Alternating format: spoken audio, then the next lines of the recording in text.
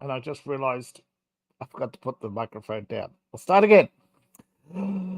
Welcome, friends and fans, to Writing Corner. I'm your host, David Applegate, the author of the book Boyhood of Cade, book one of the Empire of Elves.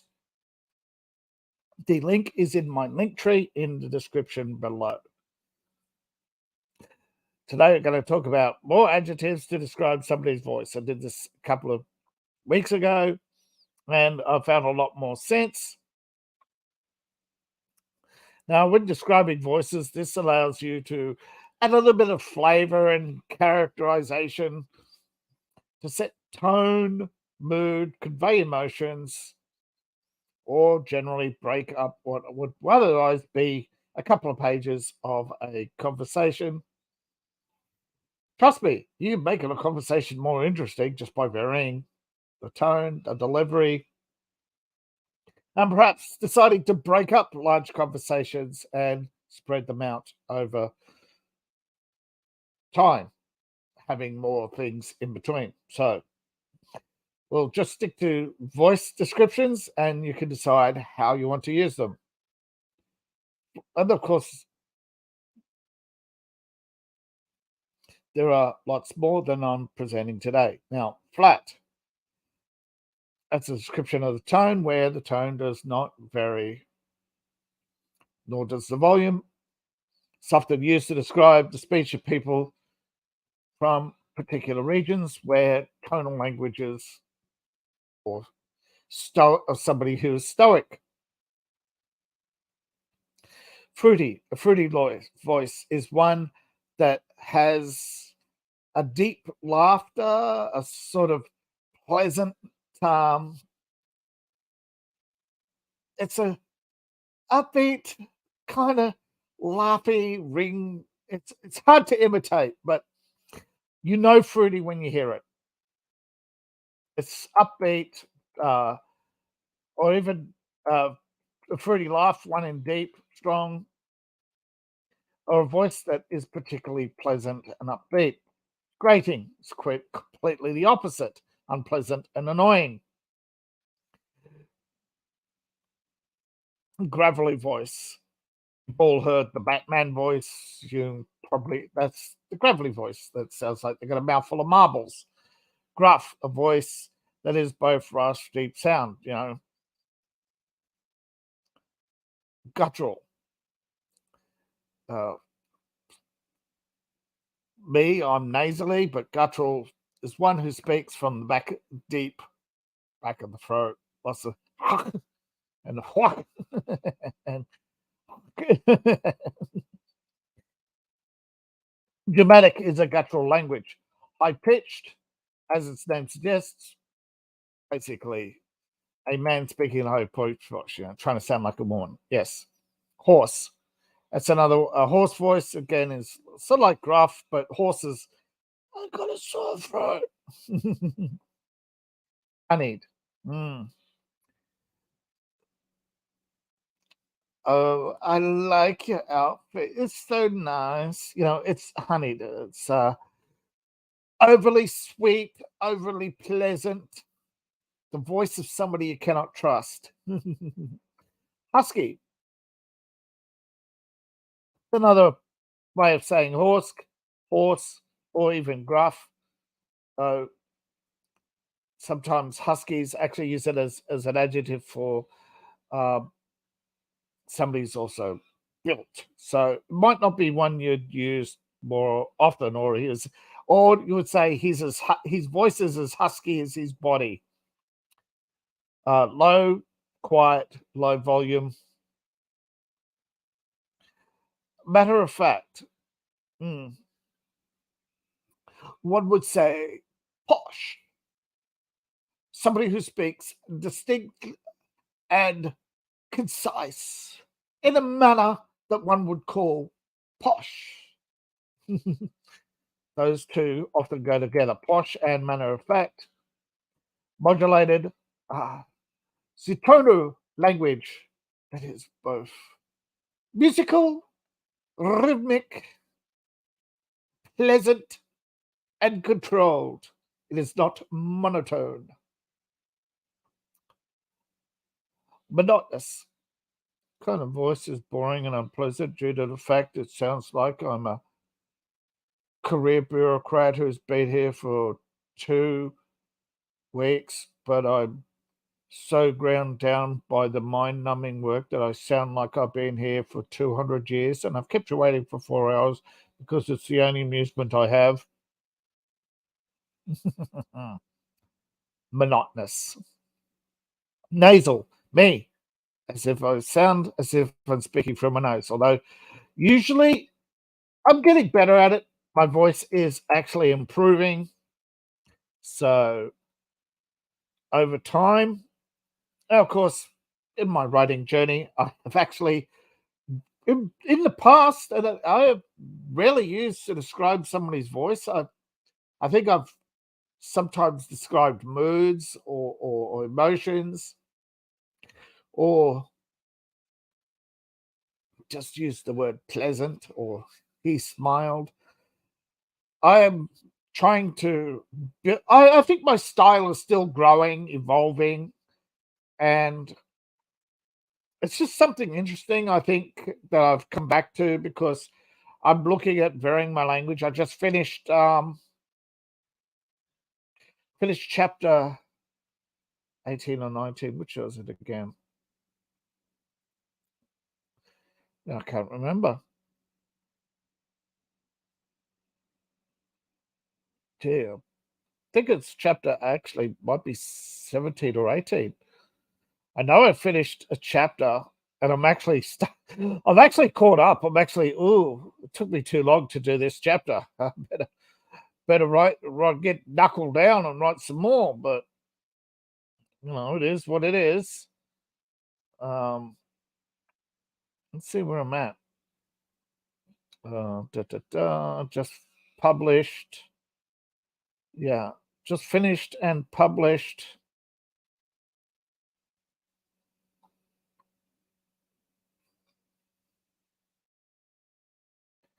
Come on, where is it? Yeah, chapter 17. It started on 18.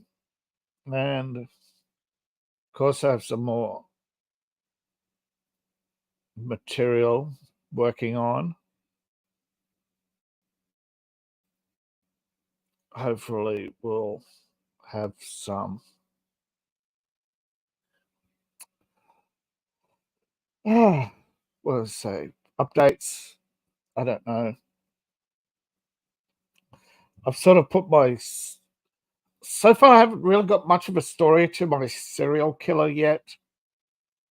Still working on Cade, and probably going to be working on that for a while by the looks of it. I don't know. I guess it's like, if you're a mystery writer, you're going to be a mystery writer, and you're going to be good at being a mystery writer, and you're going to be able to. I mean, I'm not. I just don't like most mysteries. Either they're too bulky, or they're nothing but long, boring conversations. I'm sorry. It's just, if you like them, so be it. Sometimes a good mystery is short, sweet. I remember growing up with the Hardy Boys. I used to like mysteries when they were like this, but when they're like this, I like epic stories. But an epic story has to be like an amazing journey, not I'm solving a crime. That's like, although I did like some of the did like all of the Hardy Boys, and I did like many Nancy Drews, but I did for a while there appreciate a good mystery. I think still a more actiony adventure, although I'm not really there yet. I don't like prequels. I don't like disjointed timelines. So I'm building my story so that it's not a disjointed timeline, not a prequel. And if there's gaps in it, I'm not going to go back and fill them in unless I need to. And that would just be history, maybe just maybe start doing some history, put that as a separate notes.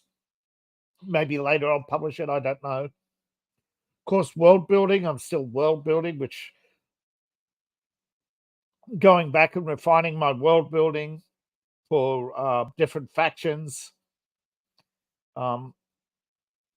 new characters, and changing some twists to some old characters to revamp them and revive them. But I'm not going. I don't know. I don't know if I'm going to do stories for every character either. We'll see. I got to feel it. I know it annoys people when you say, so like, hey, if you people say criticize George Lucas and the prequels. Yeah, I don't like prequels either. I think there were elements of the story that were trying to retcon, and that had he not inserted midichlorians, didn't kill Darth Maul so quickly, I think the clones definitely should have stuck to the original, Stormtrooper clones, and just gave us Star Wars, gave us the fall, gave us the fall of the Republic without inventing this buffoon character to justify it all, I think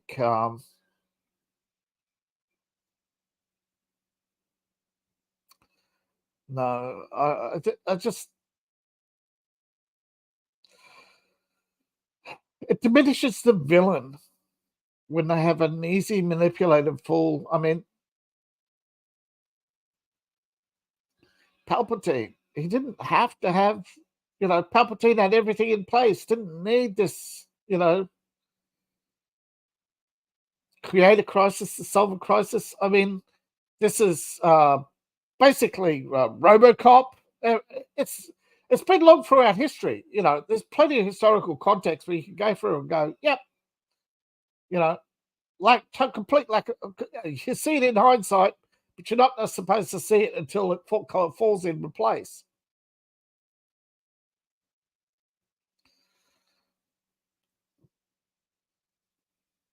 And then, what? Palpatine and the Jedi completely blindsided. I don't know.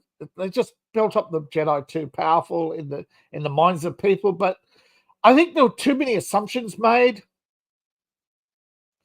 And all this bullshit about prophecies. I mean, yeah, people are sick of them. But then again, it's like I said, with why I don't listen to because a lot of writers' advice is sort of split between write what you know for yourself, on the other hand, don't listen to, know your audience, write for your audience. And it's sort of like, it's a balance. It's hard to know what your audience wants. And look, it annoys the living crap out of me that people, you're either fans of somebody's work or not. But then this is what annoys me with Star Wars is when they bring in so many others. You have established canon, don't change it. Ahsoka, the actor says she walks on the outside of the spaceship. Shouldn't the shields hurt her? She takes on, that Ahsoka scene where she's on the outside of the ship? That's north by northeast, when the crop dusters zooming in to kill the guy in the Cary Grant in the field. And it overshoots it. It overshoots him. It goes to shoot him. He ducks, and the pilot goes to see where he is and crashes. Why couldn't you have that? Oh, that's right, because couldn't have that because it's in space. But you got all these lasers and they're doing no damage, and then you got this really big ship. Bam! Does a lot of damage, and then poo. Lasers that explode. Are they cannon shells or lasers or both? Turbo lasers. Ooh, turbo lasers. Sometimes that childish element of Star Wars should be phased. That's when retcon works, you know. Just stop calling them turbo lasers.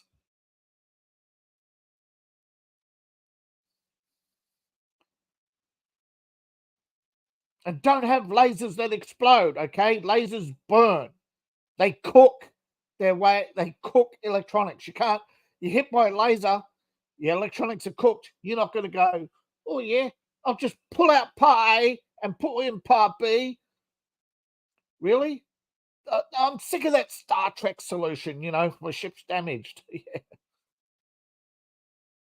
I'll pull a chip out of this socket and pull it into that socket and it suddenly works. No, when a chip's damaged, don't put it in a different socket and it works. Star Wars, Star Trek, they're all becoming for morons. And I'm sick and tired of lowest common denominator products being successful because they appeal to morons. I get criticized when I make mistakes, but these big shows, they make mistakes and their popularity rises. It's like, but so in a way, I'm glad that Star Wars is failing. I don't like bad writing being elevated because it's simple and easy and consumable by the masses. No, a general audience. You know, you're allowed to like what you like, but I'm allowed to laugh as it all fails and falls apart because you get bored because you keep getting the same story over and over again. Strong female, strong person of color, with strong females, a strong cast, diverse cast, a diverse cast, a diverse cast. And the only role for a white guy has been a villain. And it's every single time. That's not diversity, that's cookie cutter. And searching for a map. What? We're all supposed to be 10-year-old boys with Treasure Island? Remember Treasure Island? You liked Treasure Island, didn't you? You liked pirates, didn't you? And pirate maps? No, people stopped, tuned out. People were watching Pirates of the Caribbean not for the bloody treasure hunt, but because they like Johnny Depp and seen what harebrained I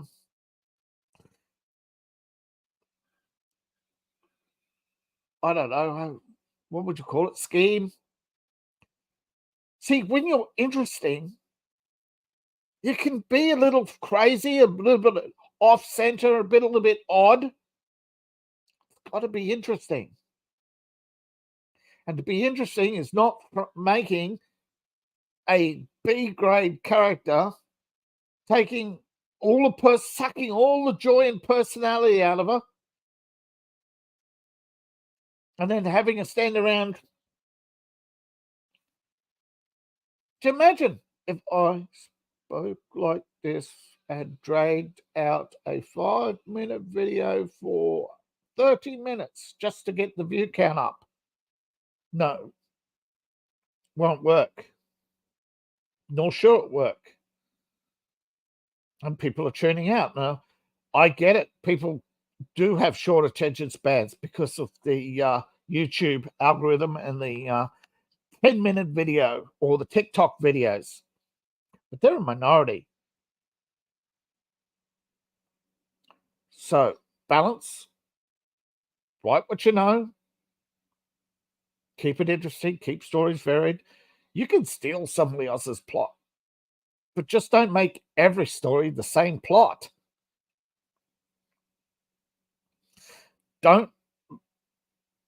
And stop making characters who have no personality. That's why. Vary the voice, cheerful. If somebody's happy to see you, they're going to be cheerful about it. Oh, pardon me. If somebody's grumpy. They might speak in a flat, hoarse voice. Just think, why don't listen to Stephen King? Absolutely. Know your audience and sort of settle in between. And the only way to know the audience is to have feedback from your audience. Or, unfortunately, a lot of these days, know your audience is basically telling you to copy somebody else's work. That often fails. There's 1,000 copies of J.K. Rowling out there right now. Any of them succeeding? Any of her? How many of her competitors are probably better than her and not getting heard?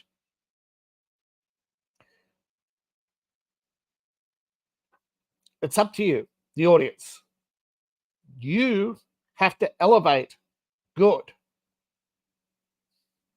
And you have to accept that not everybody is going to like what you like. That is the balance.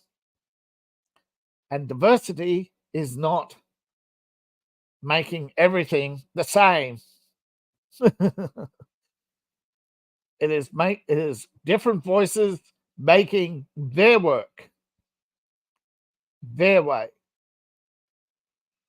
But if you're going to write for another franchise, you have to do it their way. If you're writing your own work, write it your way. And if you want to please an audience, you have to know what pleases them. So that's, again, the balance between what you can write, what you know how to write, and what are the various popular tropes. And the popular tropes you can see in popular novels. I hope that all helps and you can sort of see, right, what works and what doesn't work for you. And like, you don't need an adjective in every sentence. It just helps in the establishing lines of a conversation or a change of mood, or to indicate a change of mood. And thank you for listening. I hope that helps you as much as this helps me. I'm just learning as I go along to improve my writing, and I hope, as I do, I'm passing it on and hope it helps you. Thank you for listening, and please support the channel. I appreciate each and every one of you. Thank you for your time. Links to my book are in the link tree in the description below. Thank you once again. I'll see you in the next video.